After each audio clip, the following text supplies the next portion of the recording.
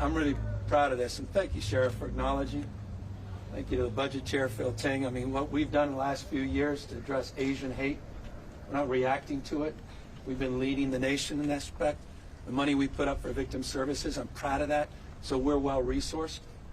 We were making that place known, those investments known down in Monterey Park with the county sheriff. They had $8.7 million directly to take care of that man that said, I can't afford my hospital bill. We said, we got your back, don't worry.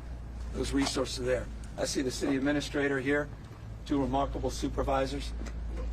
They've been writing checks directly to some of the folks that were impacted. I say we have your back, and we're here not just today, tomorrow, but we're here for the long haul.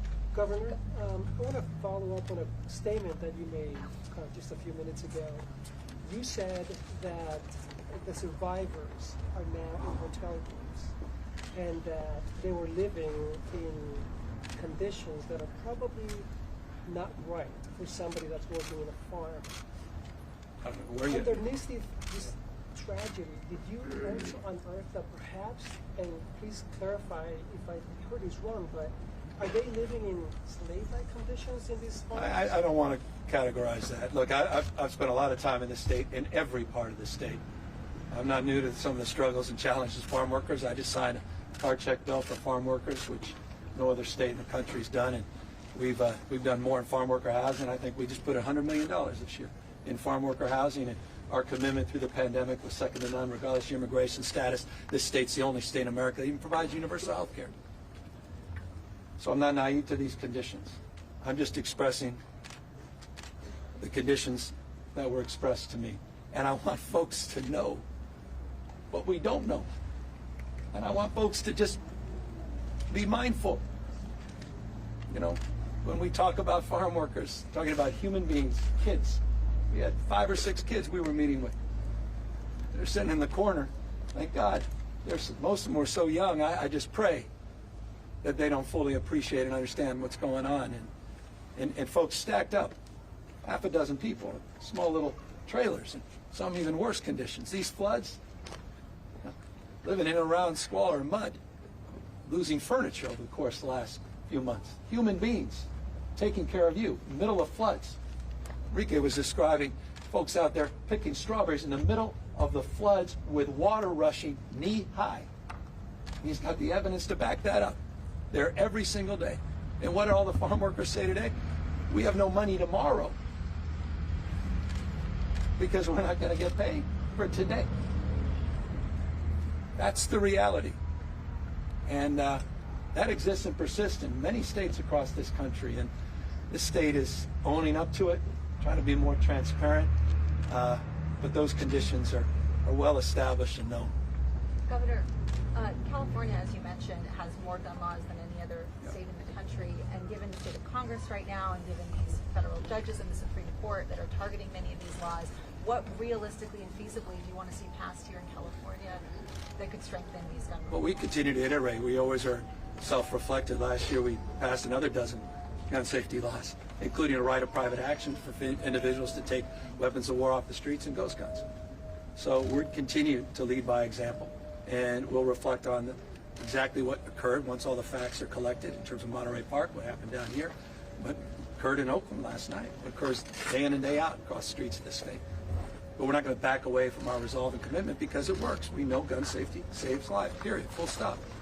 And the data bears no contrary evidence. And it's incredibly important. If people want to know how to solve this, take a look at what California's done, but we are not isolated. Many parts, one body. You're only as good as your weakest links. We saw that just down at the Gilroy Garlic Festival. I think it may be on the back of these damn notes, where it talked about an individual may have gotten that gun from Nevada, a border state. Federal government needs to do its job, but let's call it out. You have one party that are obstructionists. You have a leader of that party from the state of California hasn't said a damn word about these mass atrocities in his home state to farm workers he purports to lay claim to care about. And if I seem passionate and intense about it, it's because I'm damn sick and tired of this stuff. I'm sick of this. I don't want to ever see this again. I don't want to see you again in this condition. I'm serious. I'm not making this up. about all these damn notes. How many of these governors have you seen doing the same damn dance we're doing here today? But we're not throwing our arms up. We're taking responsibility. We're leading by example. But I'll tell you what, unless there's a pattern interrupt and we start calling people out by name, Judge Benitez, by name, Judge Nelson, I know that may not be becoming, but I'll tell you what, this isn't becoming. I'm not interested in the status quo ante anymore.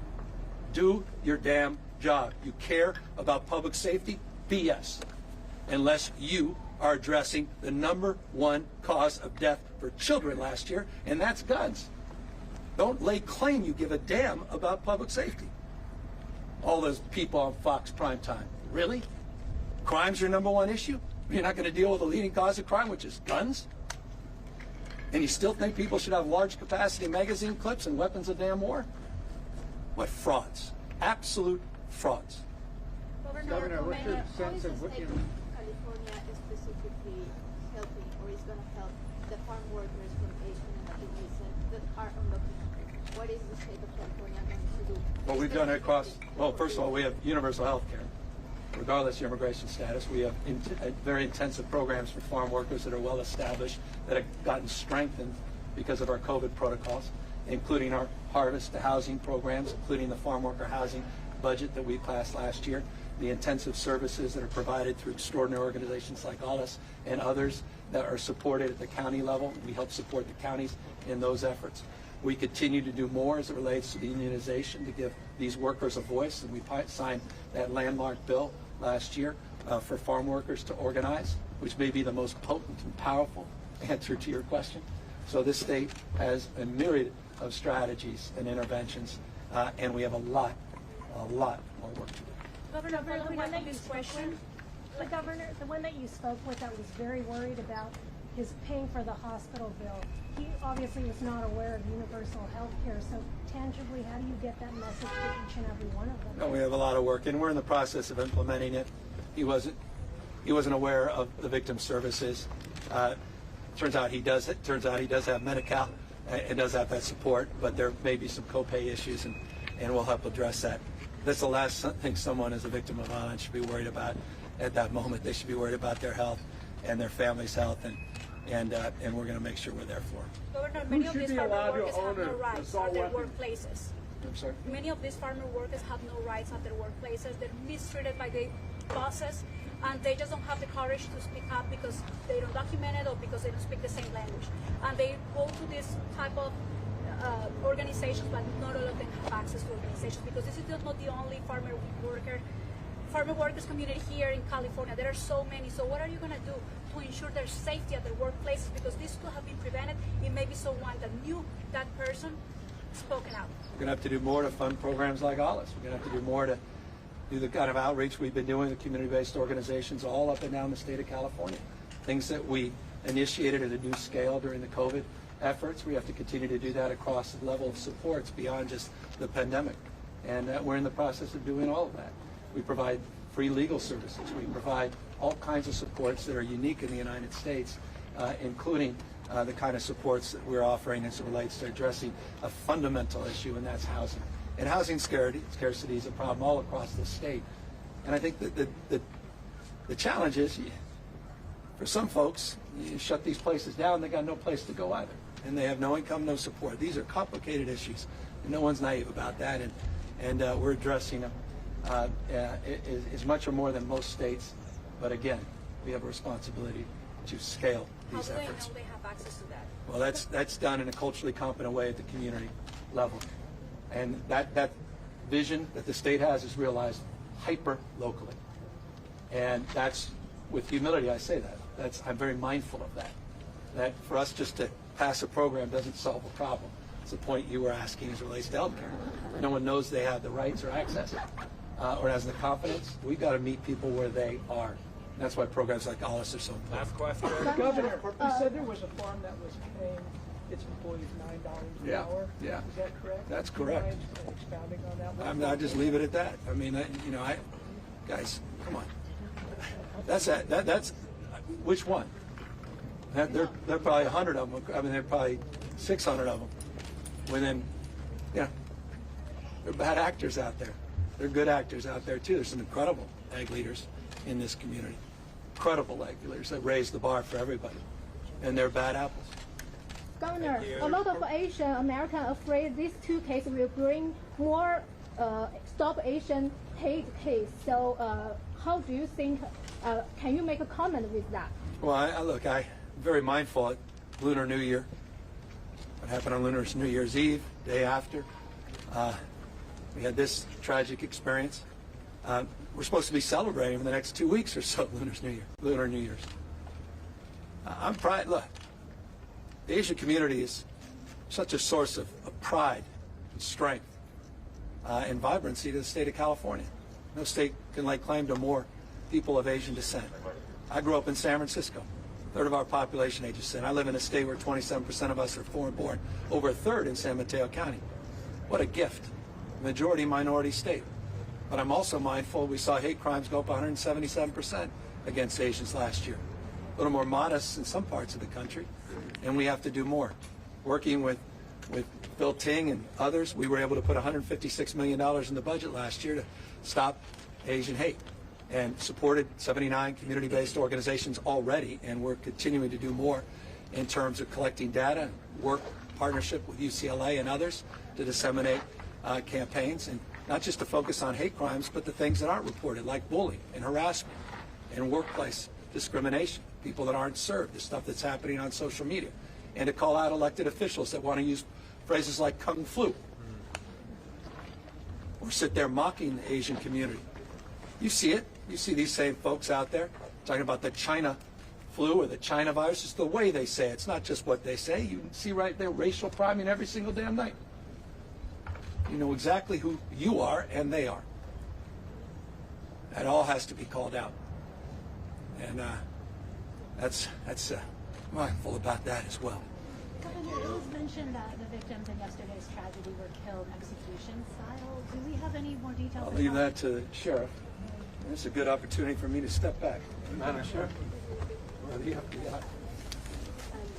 It's an ongoing investigation. I can't resist the details of that. So as soon as we're able to, we will. Yes. Sheriff, what can But you you can share? confirm What that can you it was share? execution style. Ms. Eshu mentioned that, so because We're working closely with the district attorney's office, and just because of I can't compromise an investigation. So when we're able to, we will give that information out. Is there anything you can share? words in Is there Spanish any for the details at this point that you can share that's been already published, but the latest? I mean, additionally, just what I shared this afternoon, that earlier this morning, I made an error in how I reported out the decedents, and so I clarified that today. But yeah, as soon as we're able to, I know that the community wants to know more, and as soon as we're able to, we will. Transparency is important to us, but we also need to secure the investigation as well. Sheriff, the challenges that the law enforcement is facing, the last 24 hours, we're all learning about this community that we didn't know much about. What challenges does that present, and how is the sheriff's office handling it? Language, culture. Yeah, well, we have, it's very important for us to have our deputies represent the communities that we serve. So we do have deputies that speak the different languages.